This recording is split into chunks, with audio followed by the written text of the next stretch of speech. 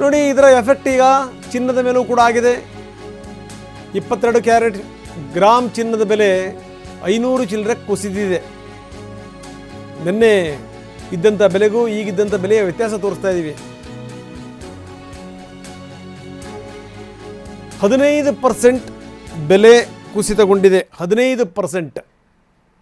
24 carrot 1 gram ಚಿನ್ನದ ಬೆಲೆ 595 ರೂಪಾಯಿ ಕಡಿಮೆ ಆಗಿದೆ. 22 ಕ್ಯಾರೆಟ್ಗೆ 545 ರೂಪಾಯಿ ಕಡಿಮೆ ಆಗಿದೆ.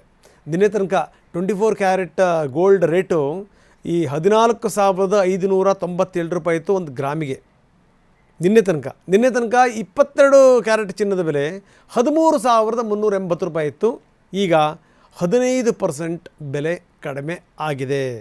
ಅಂದರೆ 24 ಕ್ಯಾರೆಟ್ 1 ಗ್ರಾಮ್ ಚಿನ್ನದ ಬೆಲೆ 595 ರೂಪಾಯಿ, 22 ಕ್ಯಾರೆಟ್ ಚಿನ್ನದ ಬೆಲೆ 545 ರೂಪಾಯಿ ಪರ್ ಗ್ರಾಮ್. ಇಷ್ಟು ಕಡಿಮೆ ಆಗಿದೆ. ಇನ್ನು ಬಿಡಿ, ಷೇರು ಮಾರುಕಟ್ಟೆ ನೆಗೆದು ಬಿದ್ದು ಹೋಗಿದೆ ಅಂಥ ಸ್ಥಿತಿ ಇದೆ. ಅದು ಭಾರತದಲ್ಲಾಗಲಿ ವಿಶ್ವ ಮಾರುಕಟ್ಟೆ ಆಗಲಿ ಯುದ್ಧದ ನೇರ ಪರಿಣಾಮ ಇದು. ಭಾರೀ ಕುಸಿತ ಕಂಡಿದೆ ಮುಂಬೈ ಷೇರು ಮಾರುಕಟ್ಟೆ. ದಿನದ ಆರಂಭಕ್ಕೆ ಸೆನ್ಸೆಕ್ಸ್ 1800 ಪಾಯಿಂಟ್ ಕುಸಿತು.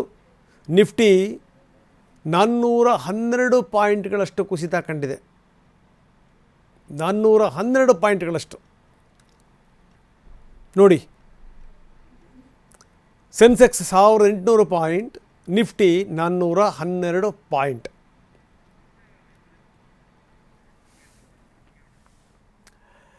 ಇನ್ನು ಡಾಲರ್ ಎದುರು ರೂಪಾಯಿ ಮೌಲ್ಯ ದಿನದಿಂದ ದಿನಕ್ಕೆ ಕುಸಿತನೇ ಇದೆ. $1ಗೆ 93.84. ಎಂಥ ಸ್ಥಿತಿ ನೋಡಿ. ರೂಪಾಯಿ ಮೌಲ್ಯ ಕುಸಿದಿದೆ. ಇವತ್ತು 12 ಪೈಸೆಯಷ್ಟು ಮತ್ತೆ ಕುಸಿತ ಕಂಡಿದೆ.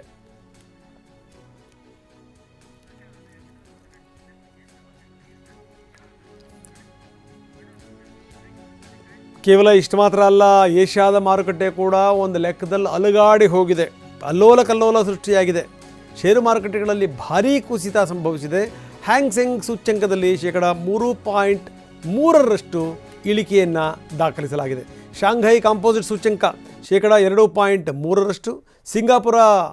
ಸಿಂಗಾಪುರದ್ದು ಈ ಸ್ಟ್ರೇಟ್ಸ್ ಟೈಮ್ಸ್ ಸೂಚ್ಯಂಕ ಅದರಲ್ಲೂ ಕೂಡ ಇಳಿಕೆ 2.1%.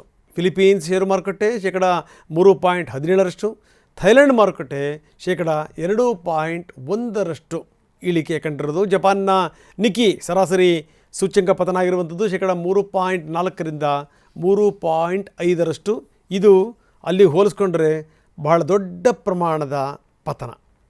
ಸೊ ಇದೇ ರೀತಿ ಆಗಿಬಿಟ್ರೆ ಮಾರುಕಟ್ಟೆ ನೆಗೆದು ಬಿದ್ದು ಹೋಗುವಂಥದ್ದು ನಿಶ್ಚಿತ.